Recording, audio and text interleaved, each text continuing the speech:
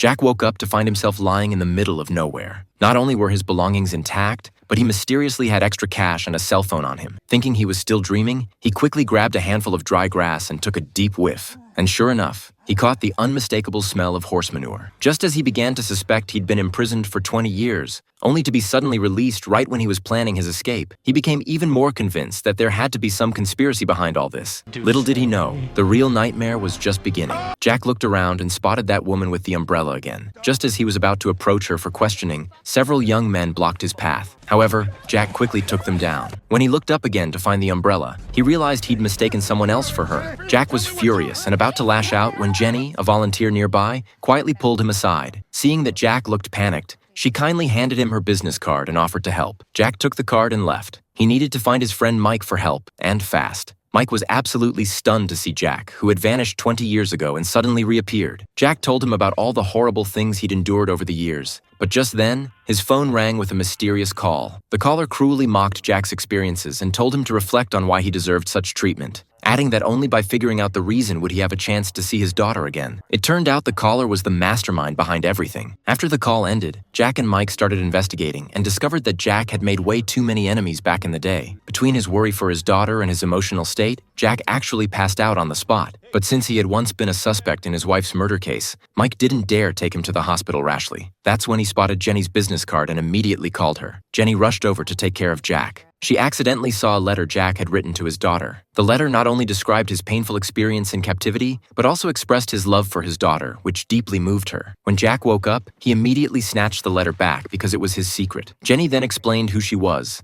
and offered to help Jack uncover the truth. The two began investigating, but kept hitting dead ends. That's when Jack came up with an idea to start their investigation with the dumplings he'd been fed during his captivity. So they headed to Chinatown, searching restaurant by restaurant for that familiar taste. After dozens of attempts, they finally zeroed in on their target. Next came the patient wait for the culprit to show up. Jack quietly staked out the restaurant until he finally spotted a suspicious character. The person skillfully packed up a whole bunch of dumplings, clearly the person Jack was looking for. Jack got on his bike, gripping a small hammer, and quietly tailed him until they reached a creepy factory. Jack took out the guards and stormed inside, where he met the crime boss. Jack discovered there were multiple rooms here, holding countless people who'd suffered similar fates as his, and he desperately wanted to know where his daughter was. However, when he tied the boss to a table and interrogated him, he was shocked to learn that the man was just a hired gun who took money to do jobs. The real mastermind was someone else entirely.